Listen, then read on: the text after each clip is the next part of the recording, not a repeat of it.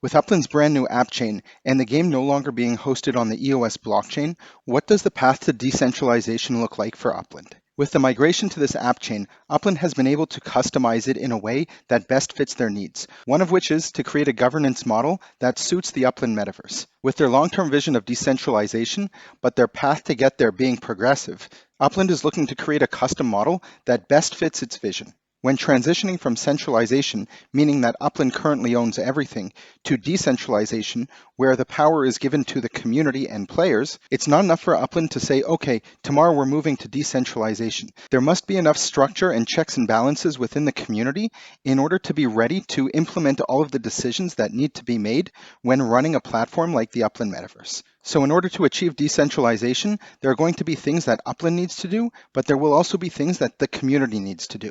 Part of this will be facilitated by infrastructure that Upland is looking to build within the Upland Metaverse itself. Upland has spoke about progressive decentralization for a number of years already, and they have already implemented a number of things that have to deal with governance within the Metaverse.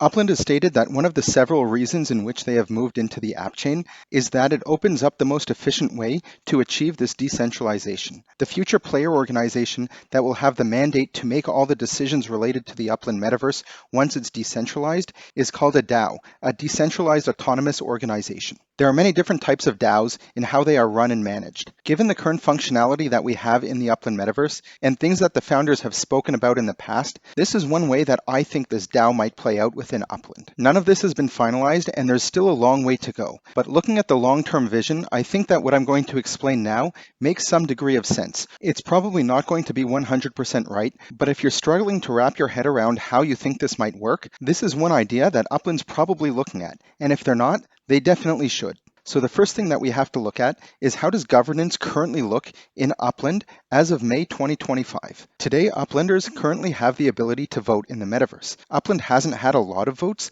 but when they have spoken about voting, they have spoken about it in the following way. We know that in order to vote, you have to have your Upland home address set. In order to do this, you have to be an Uplander, you have to build a structure on one of your properties, you have to complete your identification process, and you have to set that property as your home address. This is Upland's way of ensuring that there is a real person behind the account on whatever the vote is. So regardless of how many properties you have in the Upland metaverse and how large your net worth is, whether you've been playing for years or months or days, each person has one vote, and this is something that very clearly mirrors the real world. Upland has also stated that when voting, there can be votes at different levels. There can be votes at a neighborhood level, a city level, and an Upland entirety level. Up until now, there have only been votes for the entire Upland community, but technically, it's quite simple in order to restrict the votes to specific areas. For example, at the neighborhood level, people could vote on what colored structures are allowed in order to ensure uniformity when building and designing a new area. At a city level, you can have players vote on whether they want an expansion to that city. And at an Upland level, we've already had some pretty important votes, one of which was whether to adopt Upland's Sparklet white paper, which was the proposal where Sparklet was turned into an ERC20 token on the Ethereum blockchain. There are many different types of DAO models, some of which where you have to apply in order to gain entry, others you just have to purchase the token and maybe stake it for a minimum amount of time. In Upland, the founders have been speaking about the foundation of the metaverse being a property-based game. And one of the most basic things in Upland is to own a property. On that property, you can then use your Sparklet in order to build a home, and from there you can set your home address as I explained before. With different cities ranging from the top tier cities like Manhattan and Tokyo, all the way to starter cities like Fredericton and Detroit, there's a way for any player to own a property in Upland. When starting out, players are even given enough UPX in order to purchase an FSA property for free. And this is your very first step in joining the Upland community. Upland's vision is that the people who are going to be making decisions about the Upland metaverse should be invested and active in the Upland metaverse. This is one of the reasons why UPX is not a tradable NFC20 token. Upland is essentially saying if you want to be invested in the future of the metaverse, join the metaverse, buy a property, and be active. Don't buy our token outside and be a speculator. But now you're probably thinking, why K2012? What about Sparklet? Sparklet's an ERC20 fungible token, which is tradable outside of Upland. And the answer to that is yes, but Sparklet is a utility token.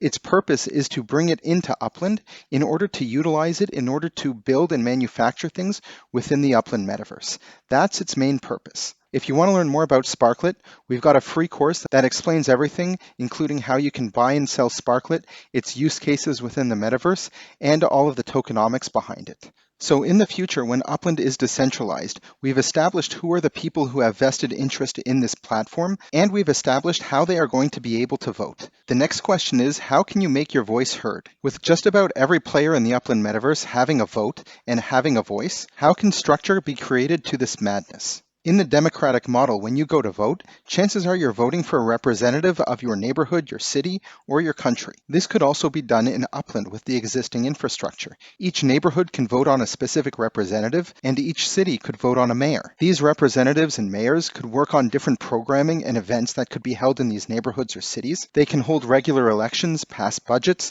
and pretty much anything that a neighborhood or a city does. These elected officials can be the ones who are working more closely and more rigorously on the future of the Upland metaverse and ensuring that it has a strong governance model. Now, Upland has done something really smart, in my opinion, about voting that I haven't spoken about yet.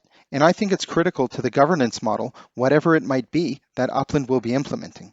What happens if I, as a player, am part of one specific neighborhood, but all of a sudden there's going to be votes for a mayor in a different city? I'm not active in that city, but maybe I see an opportunity to become elected there. Maybe there aren't enough people running for office, or maybe the candidates are just not liked. Or maybe my friend's running for office there, and I want to go and support him with my vote. So you're going to say to yourself, I'm just going to move my home address for a short period of time in order to influence the vote. When it comes to your home address and voting within Upland, you can only change your home address once every 24 hours, and after you change your home address, you must wait 30 days until you are able to vote in neighborhood-specific votes. This will ensure that only people who have a vested interest in that actual neighborhood, city, or area that is having the vote is actually there for the right reason, and not just people coming in order to influence the vote.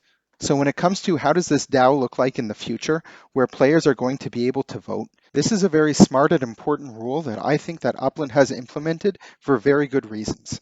With Upland looking to create the real world in the metaverse, I think that this type of governance model works in a lot of real world places, and it can work also in Upland. There are a lot of things that have to happen from now until we reach this stage, and this is why Upland is working on a progressive decentralization model. This means that implementing the model that I just described, or even a different model, is not going to be something that happens overnight. In order for us as the community to be able to make this decision, there's also a lot of things that we can do as a community that are not reliant on Upland. We have to show them that we're ready to govern the metaverse. It's not just on them to say, okay, start governing it. What are your thoughts on the model that I just outlined? Do you think it's plausible that this will be what Upland will implement?